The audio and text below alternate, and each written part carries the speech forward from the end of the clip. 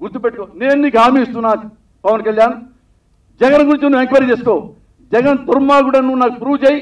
నీ కాళ్ళకి దండం పెట్టి నీకు పాలాభిషేకం చేసి నీ మెళ్ళో నీ బొమ్మ పెట్టుకుంటా. జగన్ బొమ్మ పెట్టుకోను.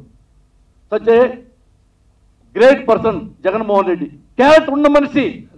నువ్వెందుకు అబద్ధం చేసుకున్నావో ఒక్కసారి నువ్వు ఆలోచించుకోమని మీడియా ద్వారా రిక్వెస్ట్ చేస్తున్నా. ఇది కాకుండా ఇంకా విశ్వరూపాలు చాలా ఉన్నాయి. ఏది మీరు చూస్తారా? మన లోకేష్ గురించి చెప్పక్కలేదు నాన్న. ఇతను ఎవర్ గ్రీన్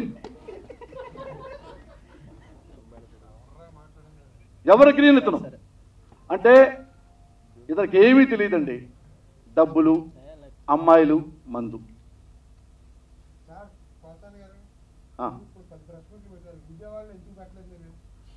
అంటే హైదరాబాద్ పెట్టకూడదా? కాదు, దుమ్మడి రాజధాని కదమ్మా ఇది. కాదు, ఓ పని చేయమ్మా,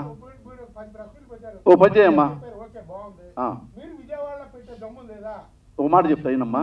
నువ్వు రేపొద్దు నాకు నా మనుషులకి కాదమ్మా, రేపే నువ్వు నాకు నా మనుషులకి ఫ్లైట్ టికెట్లు వేసి ఆడ హోటల్ బుక్ చేయి.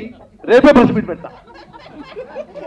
రేపే నువ్వు మా వాళ్ళ కురాళ్ళు లిస్ట్ ఇస్తా. అప్పుడు ఇదిగో మీడియా ముందు చెప్తున్నా, నువ్వు కనుక ఆ ఫ్లైట్ టికెట్లు కొనకుండా, మా 15 మంది టికెట్లు కొనకుండా, మా మనుషులు టికెట్లు కొనకుండా, ఆడ గ్రేట్ వే స్టార్ హోటల్ ఎన్నో హోటల్లో బుక్ చేయకుండా, రూములు బుక్ చేయకుండా నువ్వు ఉన్నావంటే మాత్రం నీ ఇంటికి వచ్చాను నేను. రెడీ నేను. రాకపోతే నువ్వు నాకు పడకాను. ఏనయ్యా? Thank you. ఇది మా నాడు గురించి. ఎక్కడికైనా వస్తా. ఇగో చచ్చేవాడు ఎవడన్నా చంపుతాడని భయపడితే రోజు చావాలన్నయ్యా, రోజు చావాలి. అరే నేను అంటున్నాను, నాకు నువ్వు సమాధానం చెప్పట్లేదు అన్నయ్య. ఇది ఉమ్మడి రాజధానే, 24 వరకు ఉమ్మడి రాజధానే.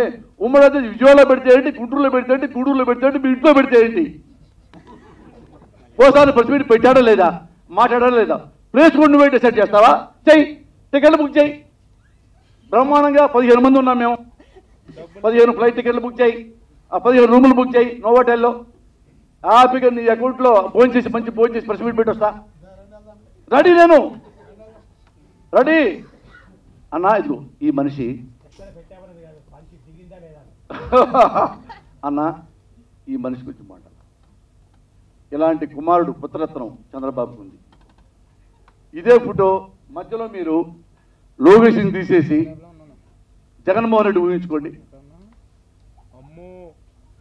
ఇదే జగన్మోహన్ రెడ్డి అమ్మాయిల పక్క వాటేసుకొని మందు తాగుతూ, ఎదురు గ్లాసు ఉంది చూశారుగా, మంచి గ్లాసు, అది హెరిటేజ్లో మిల్క్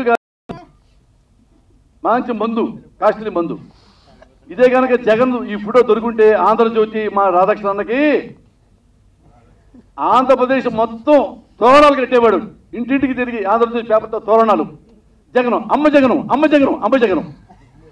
ఇన్నిసార్లు నేను ఈ పేపర్ చూపిస్తే మా రాధాకృష్ణ ఆంధ్రజ్యోతిలో ఫ్రంట్ పేజ్ వేయాలి. ఇది ఫ్రంట్ పేజ్ ఎందుకంటానంటే, అది ప్రసాద్ తెలుసు, నువ్వు చెప్పేది అని అనొచ్చు మీరు.